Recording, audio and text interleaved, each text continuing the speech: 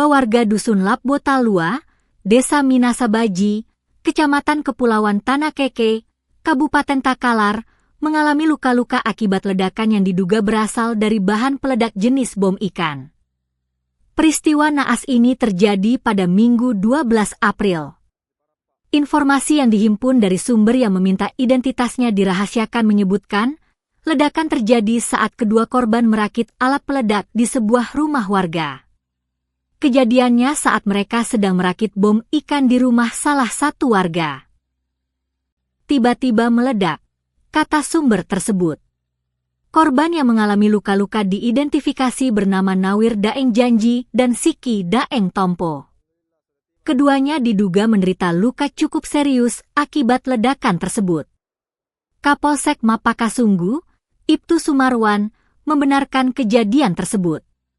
Menurutnya, informasi awal diterima dari masyarakat terkait ledakan yang diduga bom ikan, dan pihak kepolisian segera menindaklanjuti laporan tersebut dengan menyeberangi laut menuju Kepulauan Tanah Keke.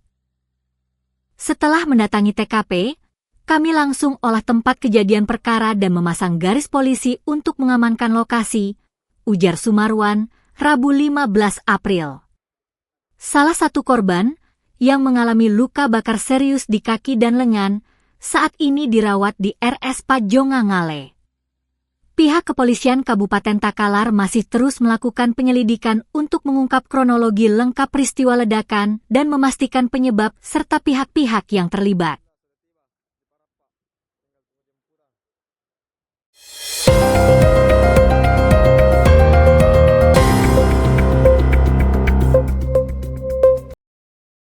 Ancaman kemarau panjang akibat fenomena El Nino Godzilla mulai diantisipasi serius pemerintah kota, Pemkot, Makassar.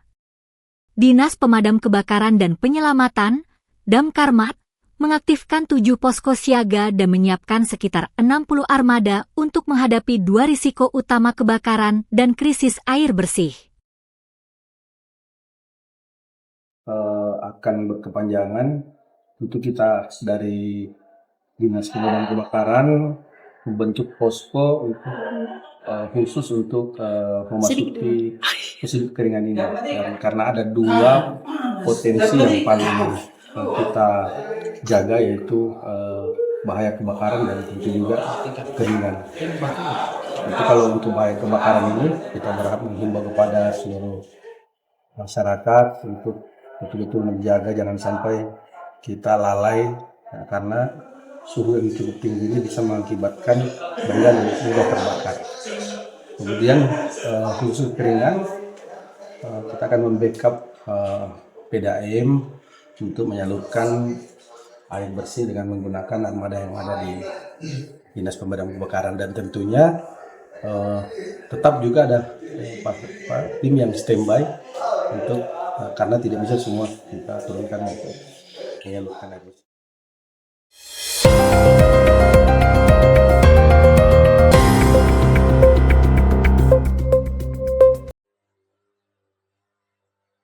Kebakaran hebat melanda 2 rumah warga di Desa Kalukuang, Kecamatan Galesong Selatan, Kabupaten Takalar, Sulawesi Selatan, Selasa 14 April sore. Peristiwa tersebut terjadi saat cuaca panas dan membuat warga sekitar panik. Api dengan cepat melahap 2 rumah milik warga bernama Mamba Daeng Bombong, 60, dan Tapu Daeng Leba, 70. Kedua rumah yang sebagian besar berbahan kayu itu hangus terbakar. Menurut informasi, sumber api diduga berasal dari dapur rumah milik Mamba Daeng Bombong. Di lokasi tersebut terdapat tumpukan kayu dan daun kelapa kering yang memicu api cepat membesar, terlebih saat kejadian pemilik rumah sedang tidak berada di tempat. Kobaran api kemudian merembet ke rumah milik Tapu Daeng Leba yang berada di dekatnya. Akibatnya, rumah korban kedua juga ludes terbakar tanpa sempat menyelamatkan harta benda. Kanit Reskrim Polsek Galesong Selatan, Ibda Suwardi, membenarkan kejadian tersebut. Ia mengatakan kebakaran terjadi di Dusun Panranwangta dan menghanguskan 2 unit rumah semi permanen. Betul, ada 2 rumah terbakar di Dusun Panranwangta, ujarnya, Rabu, 15 April 2026.